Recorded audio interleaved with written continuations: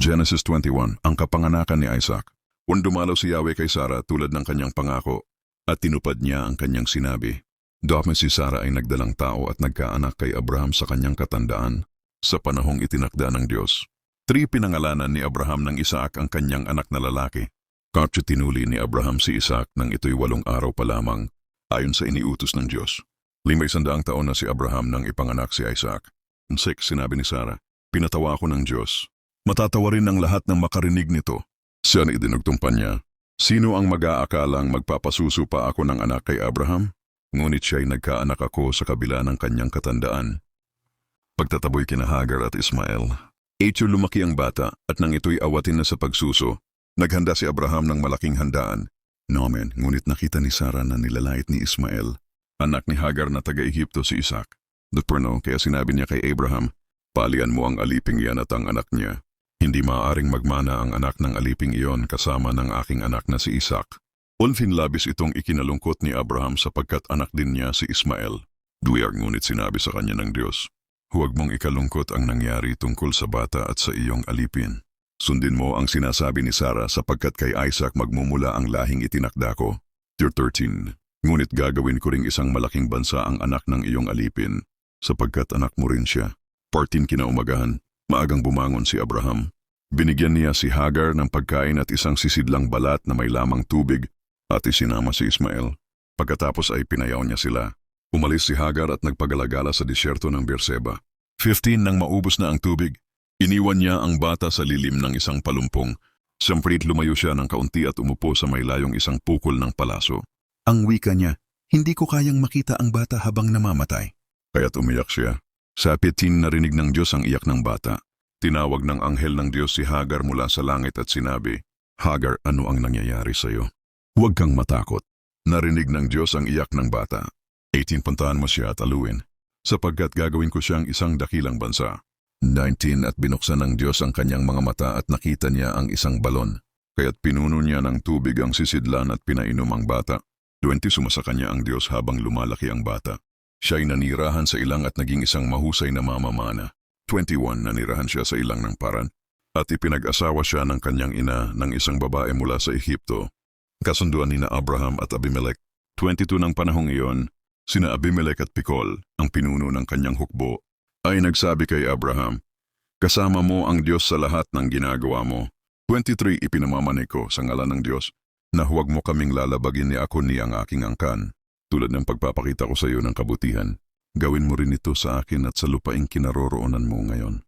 24 Sumagot si Abraham, sumasang-ayon ako. 25 Ngunit nagreklamo si Abraham tungkol sa isang balon ng tubig na inagaw ng mga tauhan ni Abimelech. 26 Sinabi ni Abimelech, hindi ko alam kung sino ang gumawa niyan. Wala ka ring sinabi sa akin. Ngayon ko lang ito narinig. 27 Kaya't nagbigay si Abraham ng ilang tupa at baka kay Abimelech bilang katibayan ng kanilang kasunduan. 28 Nagbukod pa si Abraham ng 7 babaeng tupa. 29 Tinanong siya ni Abimelech, anong ibig sabihin ng 7 babaeng tupa na iyan? 30 Sumagot si Abraham, ito'y tinatanggap mong kaloob ko upang patotohanan na ako ang naghukay ng balon. 31 Kaya't tinawag nilang Beerseba ang lugar na iyon sapagkat doon sila nanumpa. 32 Pagkatapos nilang magkasundo sa Beerseba, bumalik sina Abimelech at Pikol sa lupain ng mga Filisteo. 33 Nagtanim si Abraham ng punong tamarisko sa Beerseba at sumamba siya doon kay Yahweh, ang walang hanggang Diyos. 34 Matagal siyang nanirahan sa lupain ng mga Filisteo. Genesis 22 Kung pagkaraan ng ilang panahon, sinubok ng Diyos si Abraham. Tinawag siya ng Diyos, Abraham. Sumagot siya, narito po ako. Do sinabi ng Diyos, isama mo ang kaisa-isa mong anak na si Isaac, ang mahal mong anak at pumunta kayo sa lupain ng Moria. Doon ihandog mo siya bilang isang handog na sinusunog sa bundok na ituturo ko sa iyo. 3 Kinaumagahan, maagang bumangon si Abraham. Isinangkal niya ang kanyang asno at isinama ang 2 lingkod at si Isaac. Biniyak niya ang panggatong para sa handog at lumakad sila patungong lugar na sinabi ng Diyos. Partner, sa 3 araw natanaw na ni Abraham ang lugar mula sa malayo. Man, sinabi niya sa kanyang mga lingkod, manatili kayo rito kasama ng asno. Kami ng aking anak ay pupunta sa gawi roon upang sumamba. At pagkatapos ay babalik kami. Nung ipinapasa ni Abraham kay Isaac ang panggatong para sa handog, siya naman ay may dala ng apoy at kutsilyo habang sila'y magkasamang naglalakad. Siyempre sinabi ni Isaac, Ama. Sumagot si Abraham, Anak? Tinanong ni Isaac. May apoy po tayo at panggatong. Ngunit nasaan ang kordero para sa handog? Otyong sumagot si Abraham, Anak, ang Diyos na ang maglalaan ng kordero para sa handog. At nagpatuloy sila sa paglalakad. Nawa nang marating nila ang lugar na itinuro ng Diyos, nagtayo si Abraham ng altar at inayos ang kahoy. Tinalian niya si Isaac at inilagay sa ibabaw ng altar, sa ibabaw ng mga kahoy. Siyan, nang itataas na ni Abraham ang kutsilyo upang patayin ang anak, 11 tinawag siya ng anghel ng Panginoon mula sa langit. Abraham! Abraham! Sumagot siya, narito po ako. Darali sinabi ng anghel, huwag mong saktan ang bata. Ngayon ay nakita kong ikaw ay may takot sa Diyos dahil hindi mo ipinagkait sa akin ang kaisa-isa mong anak. Darisi paglingon ni Abraham. Nakita niyang may isang barakong tupa na ang mga sungay ay naipit sa mga dawag. Kinuha niya ito at inihandog kapalit ni Isaac. 14 pinangalanan ni Abraham. Ang lugar na iyon ng ang Panginoon ang maglalaan, Jehovah Jireh. Kaya hanggang ngayon sinasabi ng mga tao, sa bundok ng Panginoon may lalangin. Fimapin muling tumawag mula sa langit ang anghel ng Panginoon kay Abraham. 16 sinabi niya, Akong si Yahweh ay sumumpa dahil ginawa mo ito at hindi mo ipinagkait.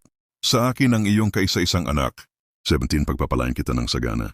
Pararamihin ko ang iyong lahi gaya ng bituin sa langit at buhangin sa tabing dagat. Sasakupin nila ang mga lungsod ng kanilang mga kaaway. 18 sa pamamagitan ng iyong lahi. Pagpapalain ang lahat ng bansa sa daigdig sapagkat ikaw ay sumunod sa akin. 19 bumalik si Abraham sa kanyang mga lingkod at sabay-sabay silang umuwi sa Beerseba. Doon nanirahan si Abraham. Genesis 23, ang kamatayan ni Sarah. Once si Sarah ay nabuhay ng 127 taon. At siya ay namatay sa Hebron sa lupain ng Canaan. Pinagluksa at iniyakan siya ni Abraham. 3 pagkatapos ng pagluluksa, lumapit si Abraham sa mga Heteo at sinabi, Maestro, ako ay dayuhan at naninirahan lang sa inyong lupain. Ipagbili ninyo sa akin ang isang libingan upang mailibing ko ang aking asawa. Siyam sumagot ang mga Heteo. 6 pakinggan ninyo kami, Ginoo. Kagalang-galang ka naming pinuno. Sa pinakamainam naming libingan mo ilibing ang iyong asawa. Walang sino man sa amin ang tatanggi na ilibing mo siya sa sarili naming libingan. Siyapin tumayo si Abraham at yumuko sa mga Heteo. At sinabi, Kung gusto ninyong mailibing ko ang aking asawa, makiusap kayo kay Ephron na anak ni Zohar. 9 upang ipagbili niya sa akin ang yungib ng Makpela na nasa dulo ng kanyang bukirin. Bayaran ko ito ng buong halaga upang maging pag-aari kong libingan sa harap ninyo. 10 naroroon si Ephron kasama ng mga Heteo at sumagot siya kay Abraham sa harapan ng lahat ng pumapasok sa pintuan ng lungsod. 11 Hindi ko ipagbibili sa iyo ang yungib lang, ibinibigay ko pati ang bukirin. Sa harap ng aking mga kababayan ibinibigay ko na sa iyo.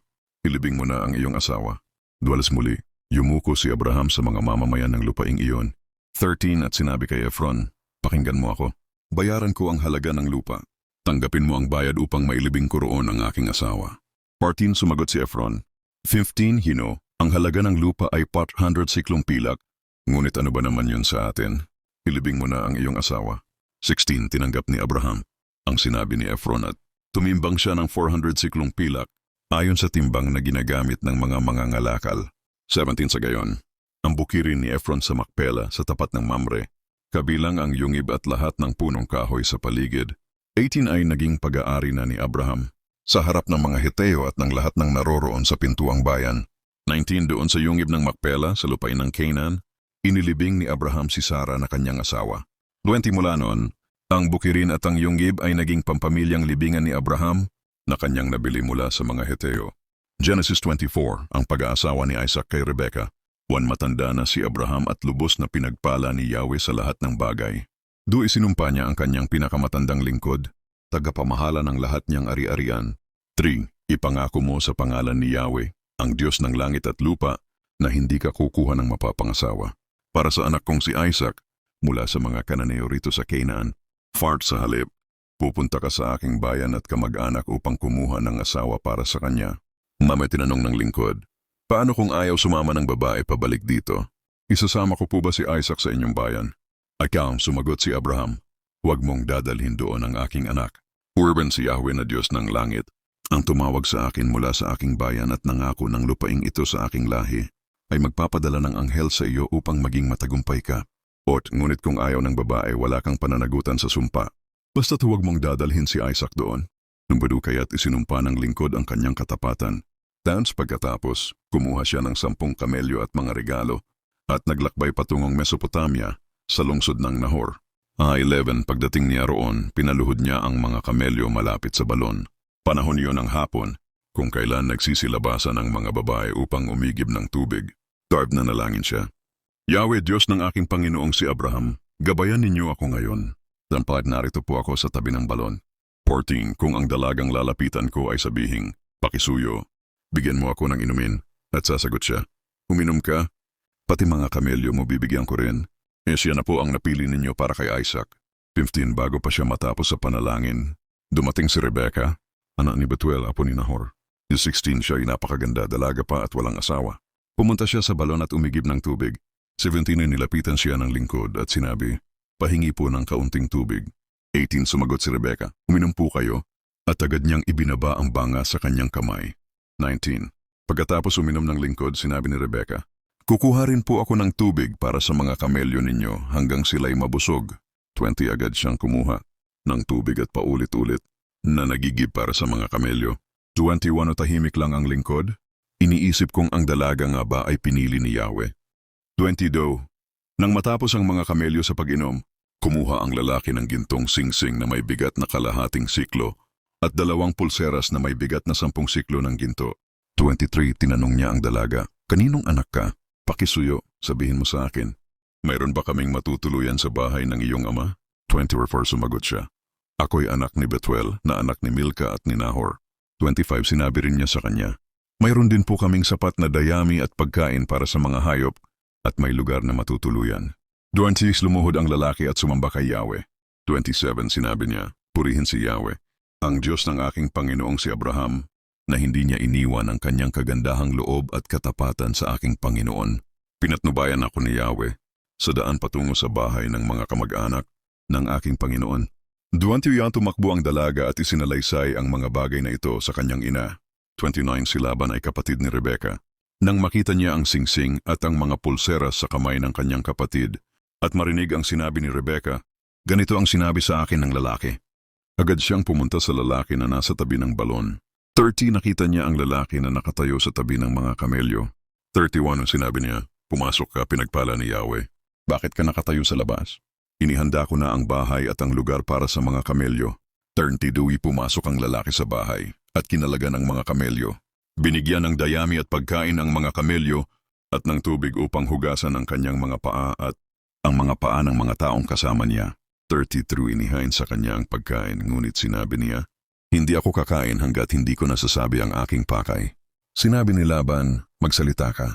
34 Sinabi niya, ako'y alipin ni Abraham. 35 Pinagpala ng Diyos ang aking Panginoon ng labis, at siya'y naging dakila. Binigyan siya ng Diyos ng mga tupa, mga baka, pilak, ginto, mga alipin, mga kamelyo at mga asno. 36 Si Sara, ang asawa ng aking Panginoon, ay nagkaanak ng isang lalaki sa aking Panginoon sa kanyang katandaan, at ibinigay niya sa anak na ito ang lahat ng kanyang ari-arian. 37 Ipinapunta ako ng aking Panginoon upang kumuha ng mapapangasawa para sa kanyang anak mula sa kanyang bayan at mga kamag-anak.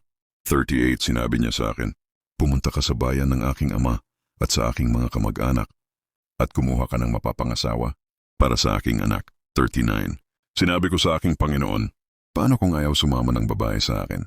40 Sinabi niya sa akin, si Yahweh na pinaglilingkuran ko ay magpapadala ng kanyang anghel upang patnubayan ka sa iyong paglalakbay at magtatagumpay ka sa paghahanap ng mapapangasawa para sa aking anak mula sa aking mga kamag-anak at sa bayan ng aking ama. 41 Kung ayaw sumama ng babae sa iyo, malaya ka na sa sumpang ito. 42 Dumating ako ngayon sa bukal at nanalangin ako, Yahweh, Diyos ng aking Panginoong si Abraham, kung pinagpapala mo ang aking paglalakbay, ipagkaloob mo sa akin ang tagumpay. 43 Narito, nakatayo ako sa tabi ng bukal ng tubig. Mangyari na ang dalagang lalabas upang umigib ng tubig na aking sas. Genesis 25, mga iba pang lahi ni Abraham. Una muling nag-asawa si Abraham at ang pangalan ng babae ay Ketura.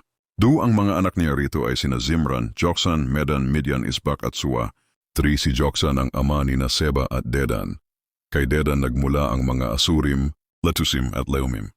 Sar, ang mga anak naman ni Midian ay sina Efa, Efer, Enoch, Abida at Elda, lahat sila'y buhat kay Ketura.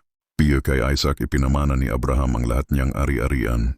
Ininan, ngunit bago siya namatay, pinagbibigyan na niya ng regalo ang mga anak niya sa ibang asawa at pinapunta sa lupain sa dakong silangan para mapalayo kay Isaac. Namatay si Abraham. 7 si Abraham ay nabuhay ng 170 may taon. 8 matandang-matanda na siya nang mamatay. 9 at inilibing siya ni Isaac at Ismael sa yungib ng Macpela sa silangan ng Mamre sa parang nadating kay Efron, anak ni Zohar na Heteo. 2. Ang lugar na iyon ang binili ni Abraham sa mga Heteo at doon sila nalibing ni Sarah. 11 pagkamatay ni Abraham, pinagpala ng Diyos si Isaac. Doon siya tumira sa Beer-lahai-roi. Ang lahi ni Ismael. 12 ito naman ang lahi ni Ismael na anak ni Abraham kay Hagar, ang taga-Ehiptong alipin ni Sarah. 13 sinibayot ang panganay, sumunod sina Kedar, Abdil at Mibsam. 14 sumunod sina Misma, Duman at Masa. 15 pagkatapos ay sina Hadad, Tema, Shetur, Nafis at Kedema. 11 sila ang 12 anak ni Ismael na naging pinuno ng kani-kanilang lipi. Isinunod sa kanilang mga pangalan ang mga bayan at pinagkampuhan ng kani-kanilang mga lipi. Sa babimunta namatay si Ismael sa gulang na 137 taon at siya'y inilibing. Atin ang lahi ni Ismael ay tumira sa lupain sa pagitan ng Havila at Shur. Sa daang patungo sa Assyria sa silangan ng Ehipto, nakabukod sila sa ibang mga lipi ni Abraham. Ipinanganak sina Esau at Jacob.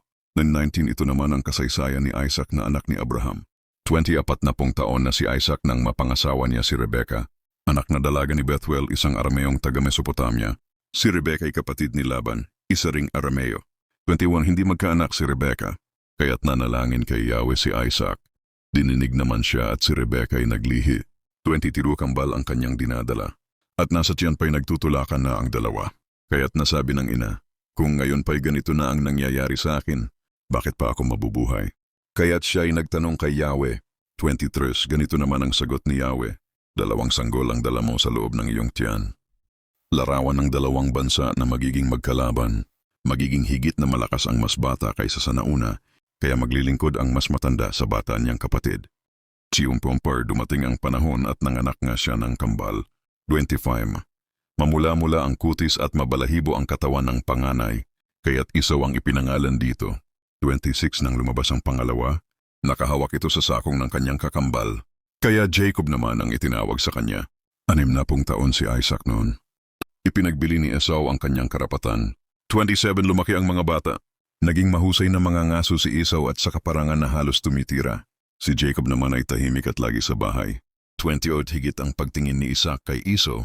Palibhas ay kinawiwilihan niyang kainin ang mga nahuhuli nito sa pangangaso, samantalang si Jacob naman ang mas mahal ni Rebecca. 29.